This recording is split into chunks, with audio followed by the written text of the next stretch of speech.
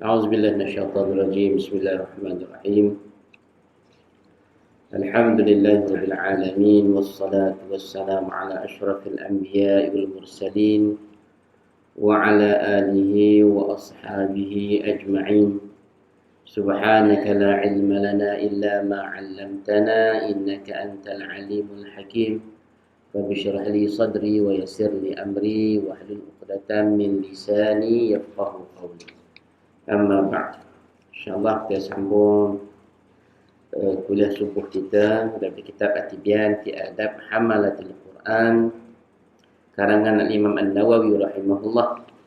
Kita masih lagi berada dalam bab yang keempat berkaitan dengan adab-adab mengajar dan belajar Quran. Kita dah bincang dulu, Imam Nawawi sebut pertama sekali adab bagi orang yang nak belajar Quran, mengajar Quran, nak baca Quran, yang pertama ialah kita kena buat perkara tersebut kerana nak redha Allah. Nak redha Allah. Sebut mudah.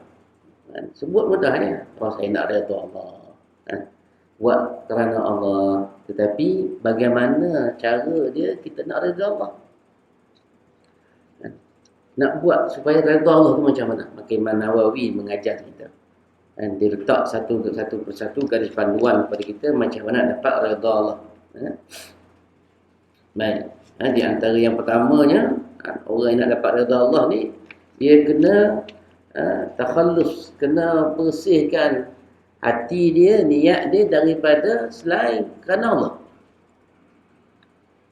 Kita nak basuh baju, kena ada cara basuh baju. Kena sabun dia, cara nak gosok dia. Tak boleh main celur dalam air gitu, tak boleh.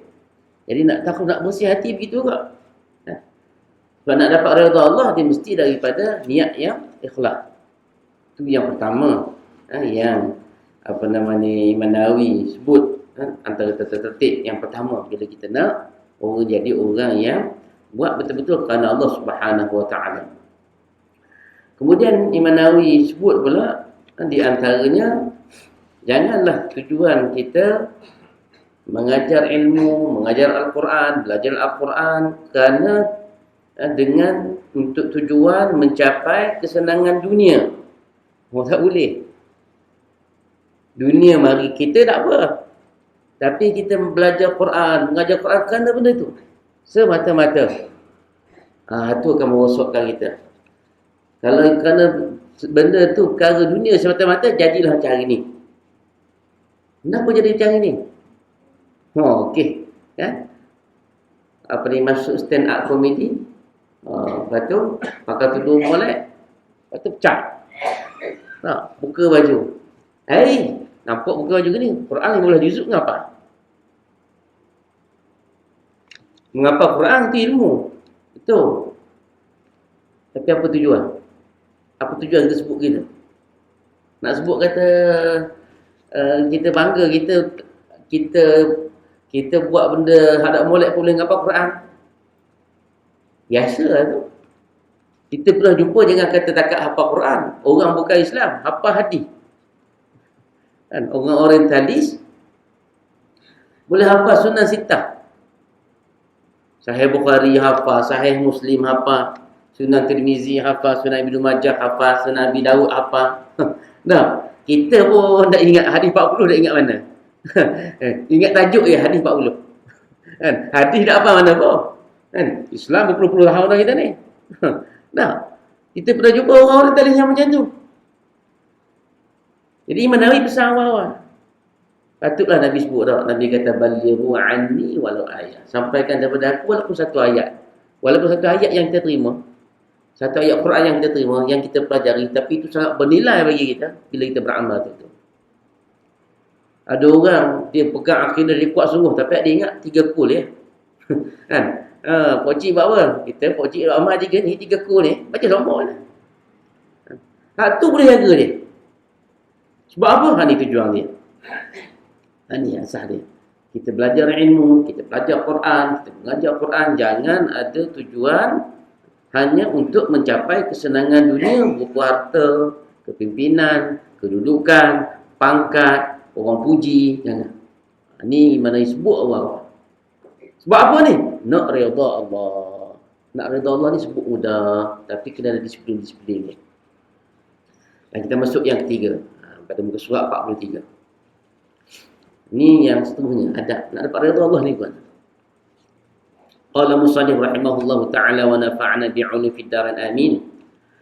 Hendaklah dia berwaspada untuk tidak bermaksud memaksakan banyaknya orang yang belajar dan orang yang datang kepadanya. Ni ujian untuk siapa ni? Guru-guru. Orang nak jadi guru Quran, orang nak jadi pengajar Quran, orang nak jadi ustaz.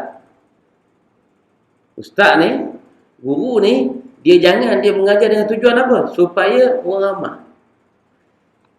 Tapi ni biasa orang cakap, mana ustaz mengajar orang tak ada orang pun. Kita mengajar, orang ada ke, orang ramai ke, orang sikit ke, tetap kita mengajar. Zaman ni, kalau nak kira suruh mengajar, bukan tak mengajar lah ke? Sebab apa? Dah ni, YouTube banyak, Facebook banyak, hak ustaz terkenal saja. Nak belajar dengan siapa? Selebriti. Ada lah ke? Kita ni hak ustaz kapur ni, nah, kalau nak kira, nak banding dengan tu jauh. Panggang raya api. Kan? Kalau orang kata kerana semata-mata nak suruh yang seronok, yang sedap, yang popular. Tapi tak. Kita seorang guru, mengajar Quran ni, menawi pesan, jangan bermaksud paksa banyak orang yang belajar.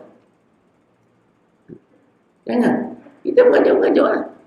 Nabi dalam peristiwa Isra' dan Mi'raj ditunjukkan pada kita. Ada para rasul, ramai pengikut dia. Ada para rasul, sikit je pengikut dia. Ada rasul, tak ada pengikut. Masya Allah. Bapa rasul tu tak pandai ceramah ke? Takkan tak pandai ceramah. Para nabi ni, para rasul ni, dia ada 4 sifat wajib bagi dia. Siddiq, amanah, tabligh, fatanah. Sifat dia tabligh. Menyampai, bukan menyampai sekadar menyampai macam kita. Dia menyampai itu dengan kaedah yang betul, kaedah dakwah yang betul. Lepas tu dalam Islam, kita disuruh menyampaikan. Dan kita suruh pelajarilah kaedah-kaedah nak menyampaikan. Dan kaedah dakwah ni, dia panggil uslubud dakwah. Uslub dakwah, metodologi dakwah kena belajar. Tetapi yang memasukkan sesuatu dalam hati seseorang tu Allah Ta'ala. Bukan kita. Dan Nabi Muhammad SAW pernah ditegur oleh Allah. Bila Nabi sangat berkeinginan supaya bapa saudara dia, Abu Talib, masuk Islam. Abu Talib cuba bayang duduk sekali dengan Nabi, ya, membesarkan Nabi, tahu fi'il perangai Nabi. Dan Nabi ni kita tahu dah tak ada dah orang yang paling baik diri dia. Orang Arab Quraisy ni sangat kenal Nabi sehingga orang panggil dia Al-Amin. Kalau orang Arab Quraisy begitu kenal Nabi, Abu Talib lagilah kenal Nabi. Baiknya Nabi. Kita tak tubik ni rasa sidik surah ni baik. Duduk rumah pecah baju habis dah. Terlentang kita ni. Maknanya kita ni mungkin dengan masa dengan orang kawan-kawan tetamu kita cakap lain, tapi duduk di rumah bahasa kita pun lain. Lepas tu kadang-kadang anak isteri ni lebih mengenali keaiban kita. Dan isteri ni, anak-anak dia kenal keaiban kita. Sebab kita duduk sekali dengan dia. Nabi ni Abu Talib jaga dia daripada kecil. Dari sejak umur 9 tahun lepas Tok Ki dia meninggal, Abu Talib lah jaga. Sampai dah Nabi kahwin. Lama. Dan Nabi sangat berkeinginan Abu Talib masuk Islam. Bayangkan, jarak umur 9 tahun Nabi tinggal dengan Abu Talib. Nabi kahwin umur 25 tahun. Sampailah umur 40 tahun Nabi diangkat menjadi Rasul. Lama dia bersama dengan Abu Talib. Sehingga kan isteri Abu Talib Nabi anggap ibu dia. Isteri Abu Talib ni Nabi anggap ibu dia. Dan isteri Abu Talib ni masuk Islam. Akhirnya masuk Islam. Dan Nabi sangat sedih bila kematian isteri Abu Talib. Berlaku peristiwa antaranya Nabi letak jubah dia. Masa pengubumian isteri Abu Talib, Nabi ambil jubah dia letak. Kan letak. Nabi harap supaya tak dikenakan himpitan kubur. Tapi Nabi beritahu, Allah tegur Nabi, innaka la tahdi man ahbabta. Muhammad, kamu tak boleh beri petunjuk kepada orang yang kamu kasih. Itu bukan urusan kamu. Walakinna Allah yahdi man yasha. Tapi Allah yang beri petunjuk siapa yang dia nak. Kita pernah jumpa ada orang, anak dia bagus belaka. Tapi ada seorang kadang-kadang hak jenis, boleh. Berapa? Anak hak ni ngajar lain ngajar, tu anak dia belaka. Nak beritahunya apa? Nak beritahu anak kita bagus, anak kita pandai, anak kita cerdik, anak kita jauh ni, kita tolong sampaikannya. Tapi yang memberi masukkan dalam hati siapa dia? Allah Ta'ala. Kita kan nak jumpa kadang-kadang ada anak orang alim, tapi anak dia tak berkata cara mana. Biasalah. Sebab apa? Sebab itu bukan urusan kita. Urusan kita kena sampaikan. Kita kena beritahu. Macam Nabi Ibrahim AS dalam peristiwa haji. Bila selesai buat Kaabah, Allah perintah Nabi Ibrahim buat apa? Panggil manusia. Nabi Ibrahim kita nak panggil macam mana? Tanah keresang Mekah ni tak ada orang mari. Allah kata apa? Ibrahim, tugas kamu panggil. Yang menyampaikan, yang memasukkan dalam hati manusia, sampai orang akan mari ni, Allah Ta'ala. Itu urusan aku. Allah kata. Sama juga kita ni. Tapi ini ujian untuk orang guru-guru. Kan? Kadang-kadang mari perasaan kita apa? Jangan kita ni, bila kita mengajar Quran, kan? Mengajar ilmu, paksa supaya banyak orang yang belajar. Dan orang yang datang kepadanya nak tu. Kita pernah je pergi mengajar tempat kita gigi maghrib-maghrib, tak ada orang. Masuk maghrib kita azam. Kita azam. Tunggu je. Tak ada orang bagi seorang. Lepas kita azam, kita ada imam. Ustaz ada imam kata. Pas Ustaz bagi imam, tak apa. Tak apa, Ustaz dulu. Ustaz pergi orang mari ya. Maknanya, tak boleh mengajar lah. Nilai kita boleh seorang yang beriman itu sangat berharga. Kan Nabi sebut, kamu boleh kalau beri petunjuk, kamu menjadikan seorang yang baik, melahirkan seorang yang baik itu, seorang je lebih baik daripada unta merah. Masya Allah. Nah, ni perkara yang Imam Nawawi didik kita. Jangan kena ada perasaan macam tu. Tapi itulah ujian bagi para guru-guru, para ustaz-ustaz. Nah, warna kan ni ustaz tak semangat. Orang tak ada semangat asal. Memang dah betul dah. Kamu nak zaman ni kan. Tengah kuliah ni saya tengok saja tak buat live. Orang kata ustaz mengajar-mengajar boleh rakam ni live tak apalah. Tengah buat live orang komen kita. Mana ustaz mengajar gitu? Hadis tak betul kan.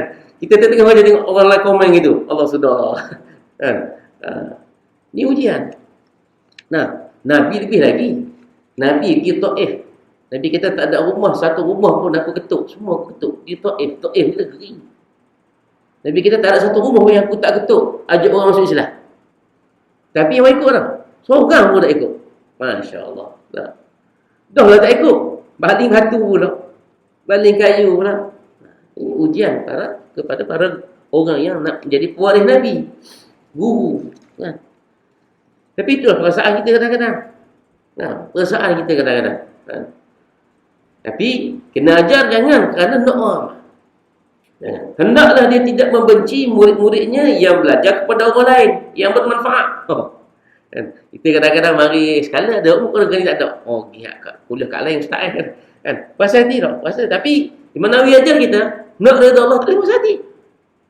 Maka dia dapat manfaat yang lain. Dia dapat ilmu yang lain. Tak ada masalah sebenarnya. Tapi itulah perasaan nafsu manusia. Begitu kan. Dan ini pernah berlaku pada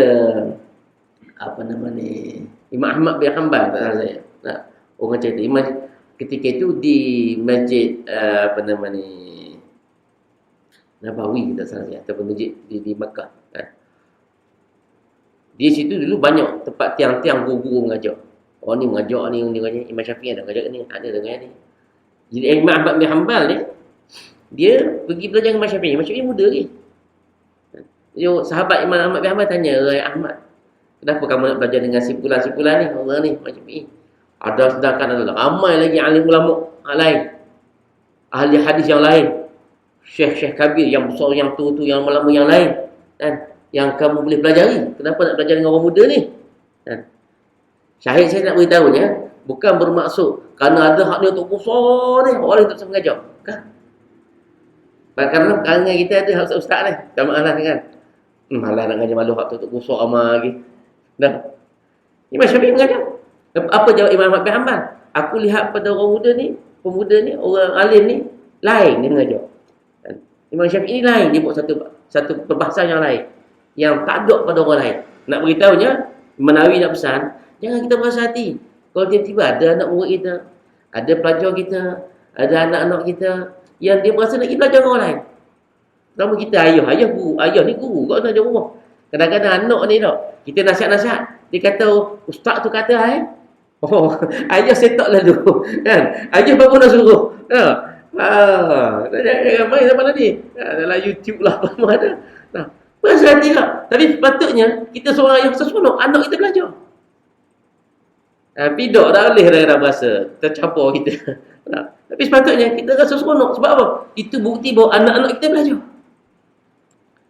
Dia taklah dengar benda hak kursi dalam telefon. Mana dia tengok dalam telefon, hak kuliah. Dia tengok kata, ustaz ni kata gini, dia kata. Bagus pula sebenarnya. Ini adalah musibah yang menimpa sebahagian pengajar yang jahil. Kita ni terbodoh. Kasar sikit, tak apalah. Ini musibah. Musibah kita seorang guru lah. Nak jadi, sebab apa kita nak ikhlaskan diri kita? Dia mari perasaan macam tu. Dan ia adalah bukti yang jelas dari pelakunya atas niatnya yang buruk dan batinnya yang rosak. Ini dia panggil setiap sesuatu dia ada tanda-tanda dia. Tapi kita jangan hukum ke orang. Imam Nawawi bicara ni untuk kita nilai diri kita. Jangan kita pergi hukum ke orang. Ustaz ni tak ikhlas ni, buat gini ni. Mengajar tak mengajar, mengajar tak mengajar. Jangan kata kita ke orang. Kitab ni ajar suruh nilai diri kita. Supaya diri kita ni, sebab kita yang tahu batin kita. Orang lain tak tahu. Bahkan itu adalah hujah yang meyakinkan bahawa dia tidak menginginkan keredaan Allah Subhanahu Wa Taala yang Maha Pemurah dengan pengajarannya itu. Ini mana sebut ni tertib nak dapat redha Allah. Lepas tu bukan mudah. Nak redha Allah. Buat betul-betul kerana Allah. Kerana jika dia menginginkan keredaan Allah dengan pengajarannya, tentulah dia tidak membenci hal itu. Maknanya membenci kalau orang lain nak pergi belajar ke orang lain. Tak sebenci. Tak apalah. Tafadhal, silakan. Ada ilmu yang lebih baik untuk dipelajari. Tetapi dia katakan pada dirinya, aku menginginkan ketaatan dengan pengajarannya dan telah tercapai. Dan dengan belajar kepada orang lain, dia ingin menambah ilmu, maka dia tidak mempersalahkan padanya. Ini adab sorgu ni Imam Nawawi dia ajar cara nak didik hati kita. Dia tengok ada anak murid kita, dia pindah ke lain. Alhamdulillah, bagus tu makna dia cari nak tambah ilmu. Maknanya hak pengajaran kita tu berjaya lah. Dengan belajar dengan kita, dia bosan nak belajar lagi kat lain. Menambahkan lagi ilmu dia. Menambahkan lagi ilmu dia. Ini adab bagaimana seseorang guru nak mendapat redha Allah Subhanahu Wa Taala. Lalu dia buat satu kisah. Cerita tentang kisah. Telah kami terima riwayat dalam Musnad Imam yang diakui kehafazan dan kepimpinannya, iaitu Abu Muhammad Ad-Darimi rahimahullah, dari Ali bin Abi Talib. Apa kata Ali bin Abi Talib? Sayyidina Ali ni tak ada dah orang yang paling fakih. Dan dia kata, ana malidatul ilm. Aku ni bandar kota ilmu. Wal Ali wa Ali babuha. Sayyidina Ali ni pintu ilmu ni. Apa begitu sekali Nabi puji Sayyidina Ali. Hebat orang yang alim, fakih. Apa kata Sayyidina Ali? Wahai orang-orang yang berilmu. Itu kita belakalah. Walaupun sikit ilmu kita, ada ilmu juga, kan? Amalkanlah ilmumu. Kerana orang alim itu ialah orang yang mengamalkan apa yang diketahuinya. Dan ilmunya sesuai dengan amalnya. Allah nak guru. Tapi kalau baca ni tak ada ustaz nak mengajar. Tak ada ustaz nak mengajar. Ustaz bukan main pompa-pompa. 9 Zulhijjah puasa belaka ustaz kata. Hari Arafah kita puasa kau. Pergi Batu Nang, ustaz makan cendol. Ustaz makan cendol. Mana ustaz suruh sangat kita enggak. Ni ujian. Payah ustaz kan main kata qiyamullah. Ustaz tak qiyamullah. Tapi itu ujian.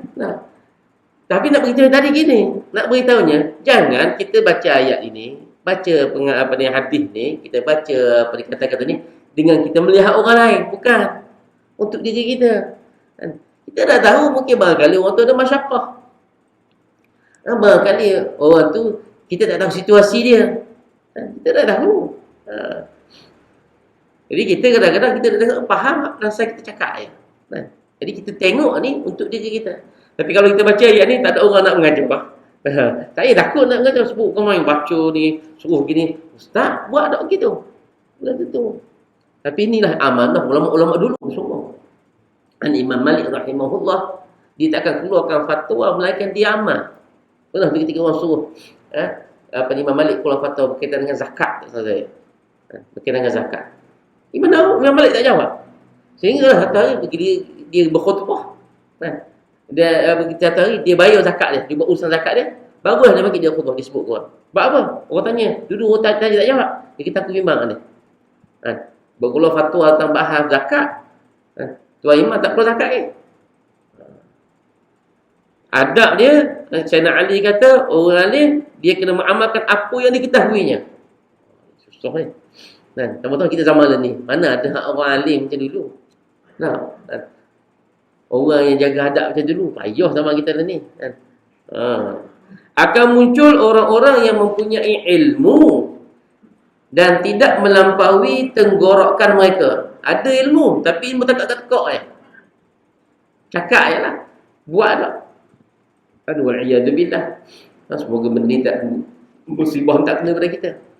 Tapi itu teguran Sayyidina Ali. Kamu akan jumpa nanti satu hari orang yang ilmunya banyak, tapi ilmu tekak-tekak dia. Dia tak buat. Dia tak amal. Hak ni, kalau seorang ayah guru dengan anak-anak lah. Ayah kamu suruh anak gini. Belajar molek. Ni guna tulisan dapat 7A, 2B, 1C ni. Cuba anak tanya balik. Ayah dapat berapa? Ayah 9D tu. Ayah 9D je pun dulu. Kalau ceritakan anak-anak kita zaman kita ni boleh A ni soho lah. 1A tu soho dah dulu. Dulu apa nama ni, grade lah ikut dah. Pangkat 1, pangkat 2, pangkat 3 SPM dulu. Boleh straight A macam ni. Dulu satu kampung apa berharap. Lain ni lambak-lambak 9A lah. Dulu boleh straight A kan. Allah. Jadi kalau anak soal balik ke ayah, leluh ayah. Anak soal balik ayah ni. Ayah belajar kedok dulu. Tak boleh jawab ayah. Tapi tu cerita dulu dah bukan. Dan perbuatan mereka bertentangan dengan ilmu mereka. Ni kita timbang. Dia mengajar begini, perbuatan dia macam ni. Ini saya nak besar. Dan batin mereka bertentangan dengan zahirnya. Hak ni lagi kita takut. Ni munafik. Batin dia dengan zahir. Dia beramal nampak baik, tapi batin tak. Wal'iyadzubillah, ni munafik. Sifat munafik. Dia amal berlaku. Wal'iyadzubillah. Sebab apa jadi macam ni? Sebab tadi ya. Sebab dia mengajar bukan kerana Allah. Dia belajar bukan kerana Allah. Kerana semata-mata ada habar dunia yang dia inginkan. Sebab itu jadi gitu. Mereka duduk di majlis-majlis dan sebahagian mereka membanggakan diri kepada sebahagian yang lain. Hingga ada orang yang marah kepada kawan duduknya kerana belajar kepada orang lain. Ini sampai satu tahap kalau dia orang lagi belajar dengan orang lain, marah dia. Sampai tahap begitu. Ini saya nak alih pesan. Jangan. Kita kalau ada nama kita nak pergi belajar dengan orang yang lebih baik, silakan. Bagus. Dia nak menambahkan ilmu dia. Dan meninggalkannya. Dia akan jadi semua aktivitas. Ini bahasa Indonesia. Aktiviti ataupun perbuatan amal-amal mereka di majlis itu tidak akan sampai kepada Allah Subhanahu Wa Taala. Allah Alhamdulillah. Ini tertakut sekali. Kita duduk belajar, kita betul ilmu, kita baca Quran. Rupa-rupanya tak sampai amal kita kepada Allah. Ya ke tak sampai? Allah sebut. Dalam peristiwa korban. Apabila disebut tentang kisah dua anak Nabi Adam AS. Saya sebut dahulu. إذ قرب قربانا فتقبل من أحدهما ولم يتقبل من الآخر. Apabila diperintahkan dua anak Adam mempersembahkan korban mereka, satu Allah terima, satu Allah tak terima. Siapa yang Allah tak terima ni? Qabil. Kata ulama tafsir. Habil Allah terima. Dan siapa Qabil? Nak banding dengan kita. Qabil ni siapa? Qabil anak Nabi Adam. Sudah barang tentu Qabil ni menerima pendidikan yang sangat baik daripada ayah dia. Nabi Adam, anak pun tak mari satu. Nah. Tapi itu pun Allah tak terima. Sebab apa? Sebab tak ikhlas. Sebab apa? Sebab Qabil tak beri yang terbaik. Loh, kita ni bukan anak Nabi Adam ni, cucu je kita ni. Pakat cucu anak Nabi Adam. Cucu cicit piuk, tak tahulah apa kita ni. Dah guna kita. Ini cukup kita bimbang, takut amal soleh. Sebab kita ni duduk dalam taman-taman syurga. Dalam majlis ilmu sebaik-baik majlis. Ilmu ni, majlis ni sebaik-baik majlis. Sebaik-baik majlis. Tiba-tiba tak dapat manfaat daripada majlis tersebut. Daripada majlis ilmu tersebut. Allah. Sangat rugi kita di sisi Allah Subhanahu Wa Taala. Telah sah riwayat dari Imam Asy-Syafi'i bahawa beliau berkata, aku berharap kiranya orang-orang belajar ilmu ini, yakni ilmu dan buku-bukunya, agar kiranya dia tidak menisbahkan kepadaku satu huruf pun daripadanya. Imam Syafi'i. Apa maksud dia? Dia bimbang takutkan tiba-tiba Imam Syafi'i buat ni, dia tengok Imam Syafi'i ajar ni tak buat. Imam Syafi'i aku bimbang ni. Ni kebimbangan seorang guru bila mengajar. Bimbang. Ni Imam Syafi'i besar. Dia harap. Tapi sampai hari dia orang kata apa? Ni mazhab Syafi'i. Ni Imam Syafi'i. Nak sebutnya bagaimana keikhlasan Imam Syafi'i. Maknanya dia mengajar bukan mengharapkan agar orang ikut dia belakang. Berarti Imam Syafi'i dia pernah sebut apa? Apabila kamu jumpa hadis yang sahih, itulah mazhabku. Walaupun tiba-tiba kamu lihat bertentangan dengan pendapatku dan pandangan aku. Hebatnya Imam Syafi'i. Orang alim dah. Orang yang hafal hadis, ada musnad Syafi'i. Imam Syafi'i ada kitab hadis dia. Tapi Imam Syafi'i kata, kalau kamu jumpa hadis sahih yang lain yang bertentangan dengan pandangan aku, itulah pendapat aku. Imam Syafi'i kata, kalau aku hidup lagi, itulah pendapat aku. Subhanallah. Kita dah, ni aku yang kena ikut ni. Ini adab seorang guru. Berarti Imam Syafi'i ni, kita tengok para bahkan para ulama salafus salih dulu, mereka hebat-hebat. Ilmu mereka sampai hari ni. Sampai pada kita hari ni, ikhlasnya dia. Kita gaji balik lupa dah. Saya kenapa? Saya pernah kita mengajarkan main, di hujung tu kita buatlah satu sikit cerita lah, bawa cerita. Saja cerita, nak selit-selit je cerita ni. Lah tanya balik, hak dia ingat cerita tu ya?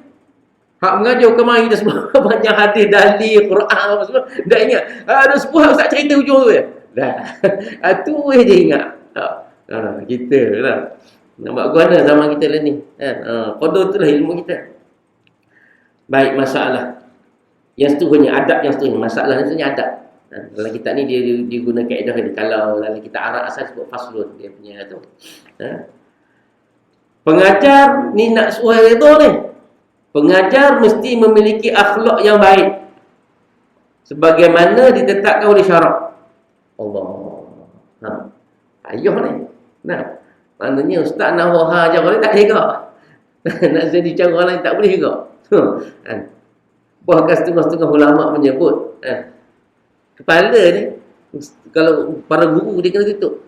Dia tak boleh arian, tak boleh biar bertelanjang kepala ni. Kan kata tubuh yang telanjang, kepala kena tutup. Dan bahkan menjadi adab budaya masyarakat kita. Kalau mari sembahyang tak tutup kepala. Itu adab sebenarnya. Walaupun setengah orang kata pergi negara Arab, tu Arab tak akan piah pun. Tapi dia menjadi satu adab. Kita fiqh bincang tentang gini. Dia adab, bukan suruh pakai baju tak aurat je. Sebab nak menghadap Allah. Bahkan kepala pun disuruh ditutup, bahu suruh ditutup. Ni adab. Nak akhlak yang baik. Kena belajar buat akhlak pula. Macam mana akhlak yang baik? Dia ada adab makan. Makan tangan kanan. Apa dia lagi? Makan guna tak boleh. Gelojoh. Tapi ada waktu kita jumpa dia lagi, Nabi makan dengan penuh selera. Ada juga. Dia ada adab dia. Tak boleh gelojoh macam ni bila makan kat rumah kita seorang. Tapi bila tetamu dengan tetamu Ada orang jamu kita makan, kita kena makan tunjuk sungguh. Tak boleh buat makan duk ni, takut berasa hati tu. Nabi pernah makan, dijemput tamu makan. 4 orang. Nabi, Sayyidina Umar, Sayyidina Abu Bakar, satu orang lagi. Sayyidina Osman saja. 4 orang. Seekor kambing habis. Kita seekor kambing, buat gulan 60 orang boleh makan. Seekor kambing habis. Nak beritahunya, situasi, adab dengan tetamu. Nah, Islam dia ada tetamu. Kalau kita tamu mari rumah kita, tuan rumah ni, dia tak boleh berhenti makan awal pada tetamu. Kalau kita ajar. Tuan rumah yang berhenti awal. Tuan rumah basuh tangan awal, tamu baru bersuap. Tak jadi ya tamu. Kalau dia ada dia. Supaya apa? Supaya tetamu ni, dia tak apa ni, dia jadi orang panggil selera itu begitu. Tuan rumah antara adat dia, jangan berhenti awal daripada tetamu. Makan slow-slow. Ya, sama habis tamu orang kita. Itu adat. Jadi semua ni kena ada. Akhlak kena ada. Lepas tu hebatnya Islam. Kita bukan melahirkan manusia yang robot, tapi manusia yang ada akhlak. Syarat dia ada garis pandu. Bukan takat garis pandu hukum hakam. Akhlak pun ada. Berkelakuan terpuji dan sifat-sifat baik yang digalakkan oleh Allah Subhanahu Wa Taala, seperti zuhud terhadap keduniaan dan mengambil sedikit daripadanya. Ini adab. Masya Allah. Ini semua bertentangan dengan nafsu kita. Tentang nafsu kita. Nafsu kita, Masya Allah, tinggi langit nafsu kita. Tapi seorang yang mengajar Quran, belajar Quran, mengajar ilmu ni, dia kena sifat zuhud. Zuhud ni apa dia? Ini tak takrifat dia. Iaitu dia ambil sedikit je daripada apa dia. Tak sampai hawa nafsu dia. Ikut hawa nafsu dia. Tidak mempedulikan dunia dan pencintanya. Sifat pemurah, sifat dermawan, serta budi pekerti mulia. Ini semua akhlak-akhlak yang baik. Wajah yang berseri-seri tanpa melampaui batas, menyantun, sabar, sikap warak, khusyuk, tenang, berwibawa, rendah hati dan tunduk, menghindari tertawa dan tidak banyak bergurau. Nak gelak ketawa boleh, tapi jangan gelak semua. Tak boleh. Nabi pun ketawa sampai nampak geraham dia. Tak salah nak ketawa ni. Tapi jangan sampai setiap waktu. Ini semua dikatakan sifat-sifat akhlak yang baik. Jadi kena jagalah semua-semua ni. Dia mesti selalu mengerjakan amal-amalan syar'iyah, seperti membersihkan kotoran, rambut yang disuruh menghilangkannya oleh syarak. Apa dia? Inilah sunanul fitrah. Bulu ketiak, bulu hari-hari, kena bersih. Seperti mencukur kumis dan kuku. Kumis ni dia punya misai dia, kena nipihkan. Kuku kena bersih, janggut kena sisir, kena ikat-sikat, menghilangkan bau busuk dan menghindari pakaian-pakaian tercela. Ini disebutlah, ini ada akhlak orang yang mengajar Al-Quran. Hendaklah dia menjauhi sifat dengki. Tadi hak zahir. Wa thiyabaka fatahhir. Pakaian kamu, zahir kamu hendaklah kamu bersihkan. Dalam surah Al-Mudaththir kan Allah sebut. Satu lagi apa? Benda yang duduk dalam. Benda yang dalam hati kita. Kena buang sifat dengki, riak, sombong dan suka meremehkan orang lain. Hari ini orang kadang-kadang mengajar suka pelekeh orang. Orang lain tu jangan begitu. Jangan kita mempelekehkan orang lain. Tak boleh. Kita nak tahu orang lain ni kelebihan-kelebihan dia. Kita pun ada kekurangan. Cuma kita tak nampak kekurangan kita. Mata kita depan nampak orang ya. Kita tak nampak diri kita. Benar? Kita tak nampak diri kita. Jangan kita meremehkan orang lain. Meskipun tingkatan orang itu bawah daripadanya. Jangan. Walaupun kita tadi rendah, jangan meremehkan. Kena memuliakan. Patutlah dia menggunakan hadis-hadis dari diriwayatkan berkenaan dengan tasbih, tahlil, zikir-zikir dan doa-doa yang lain. Dan hendaknya dia selalu memperhatikan Allah Subhanahu Wa Taala dalam kesunyian ataupun dalam keramaian. Yakni, apa maksud dia? Sama duduk sorang-sorang, dia kena ingat Allah, muraqabah, Allah tengok. Dalam keadaan ramai pun Allah perhati dia. Kena rasa. Ini dipanggil an ta'budallah ka'annaka tarahu. Kamu menyembah Allah seolah kamu melihat Allah. Fa illam takun tarahu fa innahu yara. Kalau kamu tak boleh dapat merasai Allah melihat kamu, ketahuilah Allah sentiasa memerhatikan kamu. Ini tahap tangga kita. Kena rasa muraqabah, Allah perhati semua. Ini adab seorang guru. Guru ni kadang-kadang tengok anak murid ada tak? Anak murid tak ada, tak apa. Dia pun balap bola dia. Tak boleh. Sama ada orang ramai, dia seorang-seorang, ingat Allah perhati dia. Serta memelihara sikap itu dan hendaklah bersandar pada Allah dalam semua urusannya. Semua urusan dia kena sebut kerana Allah. Itu penting dan bagus mazhab Syafi'i kita. Setiap kali kita nak buat, dia aja berlafaz. Walaupun lafaz tu setengah ulama kata tak sunat pun. Tujuannya apa? Nak suruh peringat. Nak suruh peringat kita bahawa kita buat kerana Allah Subhanahu wa taala. Padahal nak sembahyang dah tadi subuh. Berdiri dah. Memang sembahyang subuh. Tapi sebut juga usalli fardhu subhi rak'ataini imam ma'muman lillahi ta'ala. Sebut. Peringat kita. Aku sembahyang kerana Allah ni. Padahal lillahi ta'ala ni bukan rukun niat pun. Rukun niat ni apa dia? Qasad, ta'aruf, ta'yin. Kan? Nah, apa usalli fardhu subhi fardhu subhi. Cukup lah. Tapi disuruh kita sebut lillahi ta'ala. Ni mazhab Syafi'i dia ajar kita. Supaya apa? Nak peringat aku buat kerana Allah. Kerana Allah. Kerana Allah. Kerana Allah. Supaya kita beringat tujuannya. Ada kita tahu bahawa kita setiap amal yang kita buat, Allah muraqabah. Allah perhati. Allah ambil kira. Allah catat. Wallahu a'lam bissawab. Bismillahirrahmanirrahim. Wassalatu wassalamu ala asyrafil mursalin wa ala alihi ajma'in. Allahumma anfa'na bima 'allamtana wa 'allimna ma yanfa'una wa zidna 'ilma walhamdulillahi